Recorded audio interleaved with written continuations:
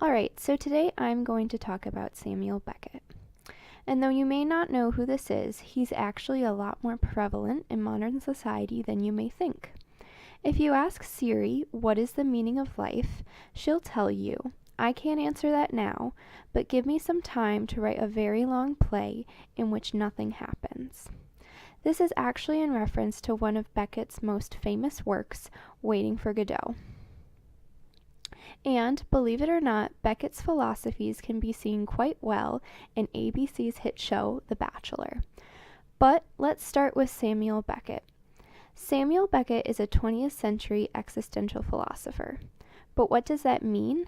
Existentialism is a theory that emphasizes the existence of the individual person as a free and responsible agent determining their own development through acts of the will. Beckett indulges in this approach and takes the stance that life itself is meaningless. Hence, life is a very long play in which nothing happens. He portrays this in his noticeable use of absurdity in his works. We can see this absurdity in his characters, his use of ideas, and his use of time and reason. So, how does this relate to The Bachelor? Well, for those of you unfamiliar with The Bachelor, cameras follow as one man dates 25 women at the same time. He takes them on extravagant dates, and at the end of the week, there is a rose ceremony in which he sends women home. The relationship resulting from the show usually lasts less than 6 months. And that's pretty much all you need to know about The Bachelor. Alright, now back to Beckett. We can see absurdity in Beckett's characters because they have endless, pointless, yet entertaining arguments. We can think of these characters like the women on The Bachelor. They argue constantly about any little thing, and anyone who watches the show knows it's wildly entertaining. And yes, Beckett shows us that life is pointless through the absurdity of his characters and their situations. Now let's talk about Beckett's use of ideas. Now, if you're thinking that every philosopher has ideas, you're right, but Beckett does a few things that set him apart. He emphasizes his ideas with the use of immaterialism. And what does that mean? Immaterialism is the doctrine that nothing exists except for the mind and its ideas. Beckett's ideas are always misrepresentations, illusions, and exaggerations. Thus, they make a statement about the pathetic human condition.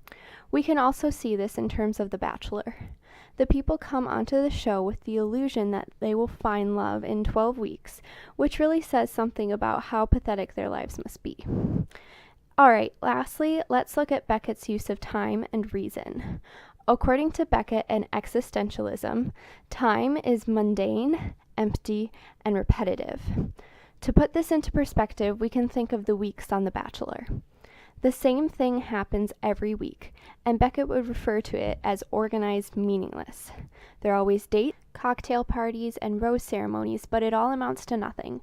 Us viewers sitting at home question this. Why would they put themselves through this? Well, Beckett would tell us that we are no better. We try to assign meaning to our lives where there is none and justify it with reasoning. With reasoning that there is a greater meaning, we satisfy ourselves. The women on The Bachelor justify their decision to appear on reality TV by claiming that they are just looking for something that everyone deserves.